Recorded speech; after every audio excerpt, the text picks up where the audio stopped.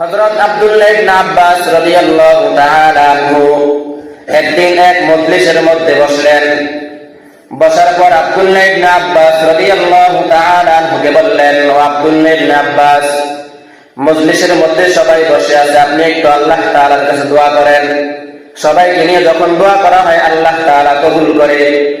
আব্দুল্লাহ ইবনে আব্বাস রাদিয়াল্লাহু তাআলা আনহু ডাক দিয়ে বললেন, মজলিসের মধ্যে কোন কোন লোক আছে যারা আত্মীয়র সাথে সম্পর্ক ভালো নাই, আত্মীয়তা ছিন্নকারী কোন কোন ব্যক্তি আছে তারা মজলিস থেকে উঠে যাও। কারণ মজলিসের মধ্যে যদি এমন কোন ব্যক্তি থাকে যেই ব্যক্তি আত্মীয়তার সম্পর্ক ছিন্ন করে, আত্মীয়তার সাথে সম্পর্ক ভালো রাখে না, প্রতিবেশীর সাথে ভালো ব্যবহার করে না, দুর্ব্যবহার করে, এমন লোক যদি মজলিসের মধ্যে থাকে তাহলে ওই একজন লোকের কারণে মজলিসের দোয়া আল্লাহর দরবারে কবুল হয়।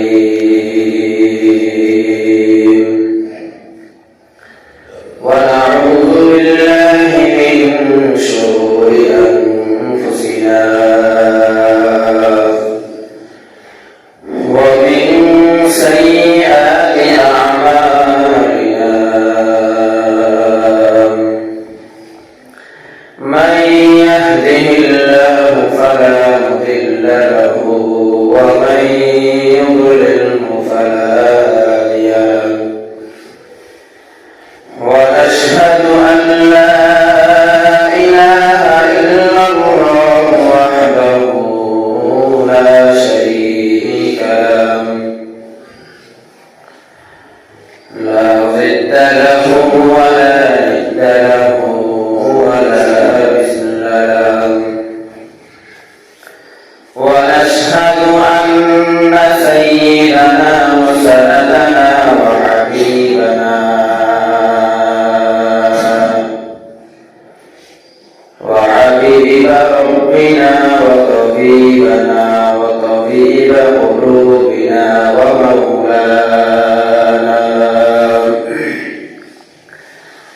ومولانا محمدا عبده ورسوله، صلى الله تعالى عليه وعلى آله وأصحابه وبارك وسلم تسليما كثيرا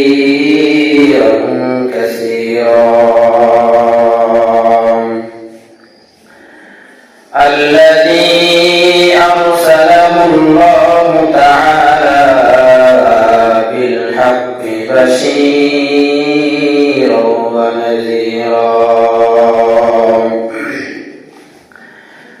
وداعيا إلى الله بإذنه وسراجا منيرا. أما بعد فأعوذ بالله من الشيطان الرجيم. بسم الله الرحمن الرحيم.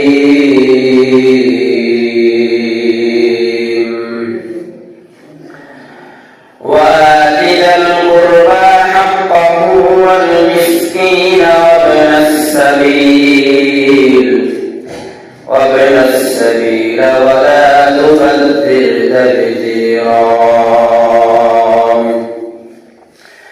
وقال رسول الله صلى الله عليه وسلم: أخبرني ما يقربني من الجنة ويباعدني من النار. صدق الله مولانا العظيم وصدق رسوله النبي الكريم، ونحن على ذلك من الشاهدين والشاكرين والذاكرين، والحمد لله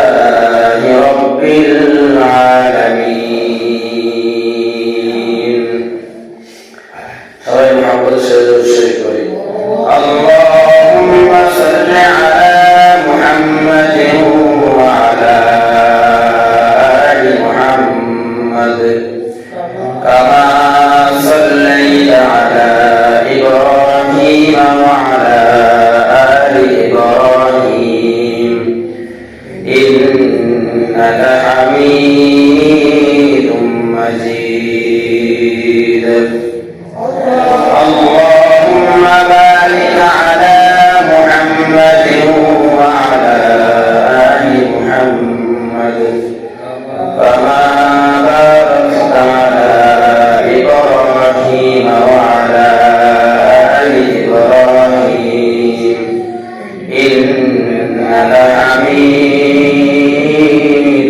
مجيد رب زدني علما رب اشرح لي صدري ويسر لي أمري واحلل عقدة من لساني يفقه قولي ربي يسر ولا تعسر وتمم علينا بالخير ألفت من رابك يفاه كيفاه ألفت من رابك يفاه كيفاه هرشيد ملذتها يدرد الممضاه هرشيد ملذتها يدرد الممضاه الحمد لله আল্লাহ সুবহানাহু ওয়া তাআলা দরবারে হাজার লাখ কোটি শুকর যে মহান রব্বুল আলামিন আমাদের আপনাকে বড় ভালোবেসে মহব্বত করে আল্লাহ তাআলার ঘর মসজিদে জুমার নামাজ জুমার দিন শ্রেষ্ঠ দিন জুমার নামাজ আদায় করার উদ্দেশ্যে আল্লাহ তাআলার ঘর মসজিদে আদায় আসার এবং বসার তৌফিক দিয়েছেন সেই জন্য অন্তরস্থল থেকে কালিমাতু শুকর আদায় করি আলহামদুলিল্লাহ। এর আগে বলেছি জুমার দিন যখন জুমার আযান হয়ে যায়, জুমার আযান হওয়ার পর থেকেই দুনিয়াতে কোনো কাজে লিপ্ত থাকা কবিরা গুনাহ। কেউ বসে বসে নিজেদের আড্ডা দিতেছেন অথবা আযান হয়ে গেছে, আপনি নামাজের জন্য প্রস্তুতি গ্রহণ করার জন্য জামা কাপড় নিয়ে এসে মসজিদের সামনে অথবা পুকুর মাঠে বসে যাবেন, তখন আপনার আমলনামায় কবিরা গুনাহ লেখা হবে।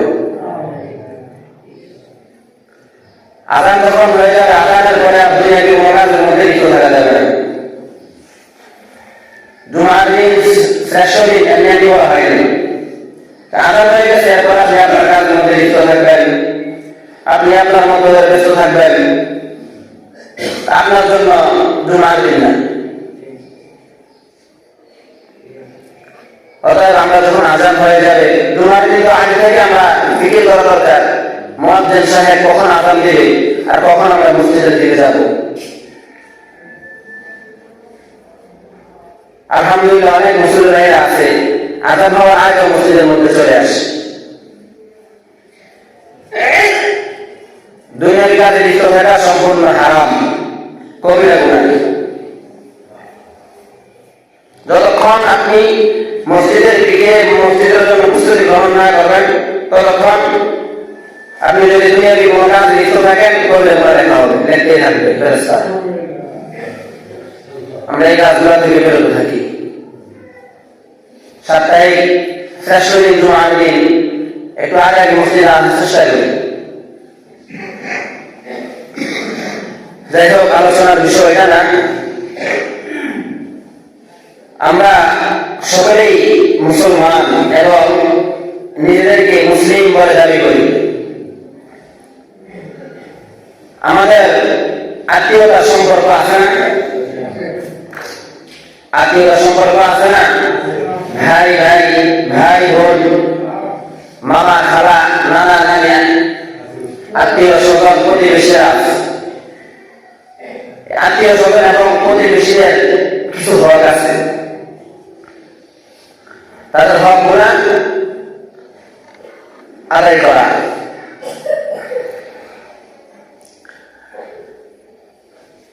একদিন এক সাহাবী রাসূল পাক সাল্লাল্লাহু আলাইহি ওয়াসাল্লামকে জিজ্ঞাসা করেন, রাসূল সাল্লাল্লাহু আলাইহি ওয়াসাল্লাম কোথাও যাচ্ছিলেন, এমন সময় এক সাহাবী এসে জিজ্ঞেস করলেন, হে আল্লাহর রাসূল, আমাকে এমন কিছু উপদেশ দেন বা এমন কিছু কথা বলেন যে উপদেশগুলা, যে কাজগুলা আমাকে জাহান্নাম থেকে দূরে সরিয়ে আনবে এবং জান্নাতের নিকটবর্তী করবে। ওই সাহাবী রাসূল নিয়ে প্রশ্ন করলেন।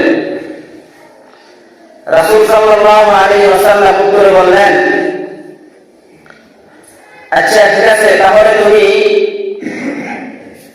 তোমাকে কয়েকটা কাজ দেই, আমল দেই। এক নম্বর হলো তুমি আল্লাহ তাআলার ইবাদত করবে। কি করবে? আল্লাহ তাআলার ইবাদত করবে এবং তার সাথে কাউকে শরীক করবে না। তার সাথে কাউকে শরীক করা যাবে না। আল্লাহ তাআলার ইবাদত করো। প্রথম নাম্বার নামাজ আদায় করো। নামাজ সময় মতো আদায় করো, নামাজ কায়েম করো। এক নাম্বার আমল দেই। দ্বিতীয় হলো তুমি যাকাত আদায় করো। যাকাতের সময় যখন হবে বা যাকাত যখন তোমার উপরে ফরজ হয়ে যাবে, নামাজ যেমন ফরজ, যাকাতও ফরজ। যাকাতের সময় যখন হবে, তোমার উপর যদি যাকাত ফরজ হয়, তুমি সঠিক সময় সঠিকভাবে পরিপূর্ণভাবে যাকাত আদায় করো। 4 নাম্বার, আত্মীয়তার সম্পর্ক, প্রতিবেশীর সাথে সম্পর্ক বজায় রাখো। আত্মীয়তার সম্পর্ক ছিন্ন করার জন্য করে নাই, বিচ্ছেদ করার জন্য করে নাই, সম্পর্ককে মজবুত করার জন্য বলছে। এখন সমাজের মধ্যে ভাই ভাইয়ের সাথে সম্পর্ক ভালো নাই, আছে নাই? নুরানি কোরআন হাদিসের মধ্যে বলছে, আত্মীয়তা ছিন্নকারী বেহেশতে প্রবেশ করিবে না। নুরানি কোরআন আছে, জিজ্ঞেস করেন, ওরা হাদিসটা বলেন। আত্মীয়তা ছিন্নকারী, যে আত্মীয়তা সম্পর্ক নষ্ট করলো, সে বেহেশতে প্রবেশ করবে। ঠিক রাসূল ওই সাহাবীকে উপদেশ দিলেন, আত্মীয় স্বজনদের সাথে সম্পর্ক বজায় রাখো, সুসম্পর্ক করো, তাদের সাথে ভালো আচরণ করো, ভালো আচরণ করো। এখন চাচা ভাতিজার সাথে সম্পর্ক নাই, ভাতিজা চাচার সাথে সম্পর্ক নাই, বাবা সন্তানের সাথে সম্পর্ক নাই, সন্তান বাবার সাথে সম্পর্ক নাই। রক্তের যে সম্পর্কগুলো, এই সম্পর্কগুলো আমরা বিচ্ছিন্ন করে দিচ্ছি। অথচ আত্মীয়তার সম্পর্ক বিচ্ছিন্নকারী জান্নাত থেকে দূরে সরে গিয়ে জাহান্নামের নিকটবর্তী হয়ে যাবে। আর আত্মীয়তার সম্পর্ক যারাই সম্পর্ক বজায় রাখবে আর আমল আখলাক ঠিক রাখবে, তারা জাহান্নামকে দূরে সরে গিয়ে জান্নাতের নিকটবর্তী হয়ে যাবে। এখন আমাদের কোনটা করা উচিত? আত্মীয়তা ছিন্ন করা নাকি আত্মীয়তা ঘনিষ্ঠ করা? আত্মীয়দের সঙ্গে অর্থাৎ প্রতিবেশীরা, তাদের সঙ্গে ভালো আচরণ করা, ভালো ব্যবহার করা। কেউ যদি চায় তার সম্পদ বাড়ুক, তার আয়ু বাড়ুক, রিজিক বাড়ুক, তাহলে সে যেন তার আত্মীয়তার যে সম্পর্ক আছে, আত্মীয়তার সম্পর্কের মধ্যে ধনী গরিব আছে না? ধনী ব্যক্তি কাকে বেশি দান করবে? আত্মীয়র মধ্যে গরিব বা নিচের যে লোক আছে, প্রতিবেশী যারা আছে গরিব, তাদেরকে দান করা। তাদেরকে দান করলে 2টা সওয়াব পাওয়া যায়। আপনি এমনিতেই কোনো গরিব দুঃখীরে দান করবেন, আপনি শুধু দানের সওয়াবই পাবেন। আর আত্মীয়তার সম্পর্ক যারা একটু গরিব, তাদেরকে দান করলে একই তো দানের সওয়াব পাবেন, আরেক হচ্ছে প্রতিবেশীর হক, আত্মীয়তার হক আদায় করার সওয়াব পাবেন। এখন দান করার ক্ষেত্রে, কিছু দেওয়ার ক্ষেত্রে আগে কাদেরকে দেওয়া লাগবে? কাদেরকে দেওয়া লাগবে? আগে আত্মীয়দেরকে দেওয়া লাগবে। হ্যাঁ, গরিবের মধ্যে যদি, আত্মীয়তার মধ্যে যদি গরিব না থাকে, তে দান খাওয়ার উপযুক্ত না, তাহলে আপনি দিতে পারেন অন্য কাউকে। যদি উপযুক্ত হয়ে থাকে তাহলে আপনি তাকে আগে দিতে হবে, এরপরে আপনি করে মিসকিনকে দেন, অন্য কাউকে দেন, প্রতিবেশীকে আগে দিতে হবে। এখন আমাদের সমাজের মধ্যে উল্টা হয়ে গেছে, আত্মীয় স্বজনদেরকে যারা গরিব আছে তাদেরকে দেয় না। হিংসা, মন কাড়াকাড়ি, দ্বিধা দ্বন্দ্বের কারণে উল্টা আরো তার থেকে কিভাবে কেড়ে নিবি, তাকে কত নিচে নামানো যাবে, ওই চিন্তার দিকে আমাদের মানুষের মধ্যে চলে আসছে। এরকম চিন্তা চেতনা তাদের মধ্যে আছে, তারাই চিন্তা করেন আপনারা কি জান্নাতের দিকে অগ্রসর হচ্ছেন নাকি জাহান্নামের দিকে অগ্রসর হচ্ছেন? নিজেই চিন্তা করেন যে আমি কি আমার আত্মীয়দের সাথে সম্পর্ক ভালো রাখতেছি নাকি না। আব্দুল্লাহ ইবনে আব্বাস, যারা আত্মীয় ছিন্নকারী, তাদের দিকে আল্লাহ তাআলা রহমতের নজরে আল্লাহ তাআলা তাদের দিকে তাকান। হযরত আব্দুল্লাহ ইবনে আব্বাস রাদিয়াল্লাহু তাআলা আনহু একদিন এক মজলিসের মধ্যে বসলেন। বসার পর আব্দুল্লাহ ইবনে আব্বাস রাদিয়াল্লাহু তাআলা আনহু বললেন, ও আব্দুল্লাহ ইবনে আব্বাস, মজলিসের মধ্যে সবাই বসে আছে, আপনি একটু আল্লাহ তাআলার কাছে দোয়া করেন। সবাইকে নিয়ে যখন দোয়া করা হয় আল্লাহ তাআলা কবুল করে। আব্দুল্লাহ ইবনে আব্বাস রাদিয়াল্লাহু তাআলা আনহু বললেন, মজলিসের মধ্যে কোন কোন লোক আছে যারা আত্মীয়র সাথে সম্পর্ক ভালো নাই, আত্মীয়তা ছিন্নকারী কোন কোন ব্যক্তি আছে তারা মজলিস থেকে উঠে যাও। কারণ মজলিসের মধ্যে যদি এমন কোন ব্যক্তি থাকে যে ব্যক্তি আত্মীয়তার সম্পর্ক ছিন্ন করে, আত্মীয়তার সাথে সম্পর্ক ভালো রাখে না, প্রতিবেশীর সাথে ভালো ব্যবহার করে না, দুর্ব্যবহার করে, এমন লোক যদি মজলিসের মধ্যে থাকে তাহলে ওই একদল লোকের কারণে মজলিসের দোয়া আল্লাহর দরবারে কবুল হয় না। উঠে যাও, কে আছে মজলিসের মধ্যে এমন কোন ব্যক্তি আছে কিনা? এমন কোন ব্যক্তি থাকলে উঠে যাও। কারণ যে জায়গায় আল্লাহ তাআলা নিজেই বলেছেন আত্মীয়তার ছিন্নকারী যারা আছে, আত্মীয়তার সঙ্গ অথবা প্রতিবেশীর সঙ্গে যারা সম্পর্ক ভালো রাখে না, দুর্ব্যবহার করে, ভালো আচরণ করে না, তাদেরকে ভালো নজরে দেখে না, তাদের দিকে আমি আল্লাহ তাআলা নেক নজরে তাকাই না। সেই জায়গায় আমি আব্দুল্লাহ ইবনে আব্বাস কিভাবে তোমাকে সঙ্গে নিয়ে আল্লাহ তাআলার কাছে দোয়া করব? আল্লাহ তাআলা নেক নজরে এই মজলিসের মধ্যে পড়বে না, আমি দোয়া করলে কবুল কিভাবে হবে? এই জন্য আল্লাহ তাআলা বলেছেন, ওয়াআতিল কুরবা হাক্কাহু ওয়াল মিসকিনা ওয়া ইবনাস সাবিল, ওয়াআতিল কুরবা হাক্কাহু ওয়াল মিসকিনা ওয়া ইবনাস সাবিল ওয়া লা তুবাযির তাবযীরা। তোমরা তোমাদের সম্পদ আত্মীয়দের মাঝে বন্টন করে দাও, তোমাদের যে সম্পদ আছে সম্পদগুলো আত্মীয় প্রতিবেশীদের মাঝে দাও। প্রতিবেশীরা তোমাদের এক হক পাওনা, তোমরা প্রতিবেশীর এই হক আদায় করো, প্রতিবেশীর এই হক আদায় করো। আল্লাহ তাআলা নিজেই এই ঘোষণা দিয়েছেন, প্রতিবেশীর হক আদায় করো, তোমরা সম্পদকে নষ্ট করো না। তুমি অনুষ্ঠান করছো, খাবারের ব্যবস্থা করছো, এখন তো বিবাহ বা অনুষ্ঠানের মধ্যে আমরা টাকাওয়ালা ধনী ব্যক্তি চেয়েছে আমরা দাওয়াত করি,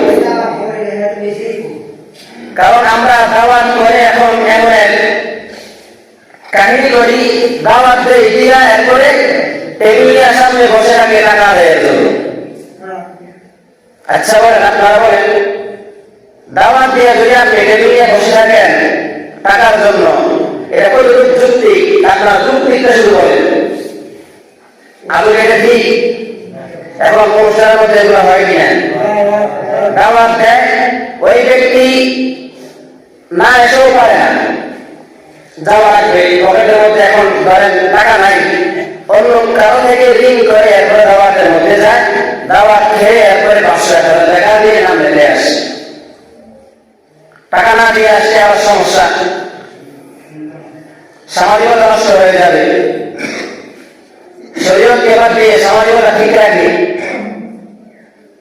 এই কাজগুলো ঠিক নয়। যখন অনুষ্ঠান করেন, অনুষ্ঠানের খাবারগুলো যখন থেকে যায় তখন অনেকে খাবারগুলো কি করে, প্রতিবেশী গরিব দুঃখী যারা আছে তাদেরকে বন্টন করে না দিয়ে যারা বড় লোক ধনী আত্মীয় স্বজন আছে তাদের বাড়ির মধ্যে পাঠায়। গরিব প্রতিবেশী আত্মীয় স্বজনের বাড়ি কেউ পাঠায় না, তার সাথে সম্পর্ক ভালো নাই, তার সাথে মন ভালো নাই, মন মানসিকতা ভালো নাই। এই জন্যই আল্লাহ তাআলা বলেছেন ওয়াত্তাকুল্লাহাল্লাযী তাসাআলুনা বিহি ওয়াল আরহাম, ওয়াত্তাকুল্লাহাল্লাযী তাসাআলুনা বিহি ওয়াল আরহাম ইন্নাল্লাহা কানা আলাইকুম রাকীবা। তোমরা আমি আল্লাহ তাআলা সম্পর্কে সবকিছু জানো, আমি আল্লাহ তাআলাকে ভয় করো এবং আমি আল্লাহ তাআলা তোমাদের দুনিয়ার সকল কর্ম সকল কাজ আমি আল্লাহ তাআলাকে ফলো করি। আমি আল্লাহ তাআলার নজরের বাইরে কোনো কিছু হয় না। তোমরা যে দুনিয়ার মধ্যে আত্মীয়তার সাথে ভালো ব্যবহার করো না, প্রতিবেশীর সাথে ভালো ব্যবহার করো না, আমি আল্লাহ কিন্তু সব দেখতেছি, আমি আল্লাহ সব নোট করে রাখতেছি। কিয়ামতের ময়দানে আমি আল্লাহ তাআলা কন্যায় কন্যায় সব হিসাব নিব। কয় কয় সব হিসাব আমি আল্লাহ তাআলার কাছে দিতে হবে। আল্লাহ তাআলা দুইজন ফেরেশতা লাগাইয়া রাখছে। দুইজন ফেরেশতা আপনি কখন কি করেন না করেন, কার সাথে কি কথা বলেন, প্রত্যেকটা কথা আপনার রেকর্ড করা হয়েছে। 50 বছর আগে স্বাধীনতা যুদ্ধের জন্য যে ঘোষণা দিয়েছে, এই ঘোষণা রেকর্ড আজও আছে না? আছে কিনা? দুনিয়ার মানুষ যদি 50 বছর 100 বছর আগের ভিডিও, 100 বছর আগের কথা রেকর্ডিং করে ভিডিও করে রাখতে পারে, তাহলে আল্লাহ তাআলা কেন পারবেন না? আল্লাহ তাআলা আপনার সকল আমলনামা লিখে রাখেন। আত্মীয়তা ছিন্নকারীদের ব্যাপারে আল্লাহ তাআলা বলেছেন وآتوا المال على حبه ذوي القربى واليتامى والمساكين। নেককার যারা তাদেরকে সম্বোধন করে আল্লাহ তাআলা বলেছেন, নেককার যারা আত্মীয়তার সম্পর্ক ঠিক রাখে তাদেরকে সম্বোধন করে আল্লাহ তাআলা বলতেছেন وآتوا المال على حبه ذوي القربى واليتامى والمساكين। সম্মানিত ব্যক্তি তো তারা, ওই ব্যক্তি ওই নেককাররা সম্মানিত ব্যক্তি যারা নিজেদের মাল নিজেদের টাকা পয়সা প্রয়োজন থাকা সত্ত্বেও আত্মীয় স্বজনদেরকে সহযোগিতা করে, গরিবদেরকে সহযোগিতা করে, প্রতিবেশীদেরকে সহযোগিতা করে, তারাই হলো আমার কাছে সম্মানী ব্যক্তি। সম্মানী ব্যক্তি আল্লাহ তাআলার কাছে তারাই যারা প্রতিবেশীর হক, আত্মীয় স্বজনের হক যারা আদায় করে, আত্মীয়তা ছিন্নকারী, আত্মীয়তা যারা ছিন্ন করে তাদের কথা আল্লাহ তাআলা বলে নাই, বিচ্ছেদ যারা করে তাদের কথা আল্লাহ তাআলা বলে নাই। এবং এটাও বলা হয়েছে সাপ্তাহিক বৃহস্পতিবার যখন হয়, কি বার?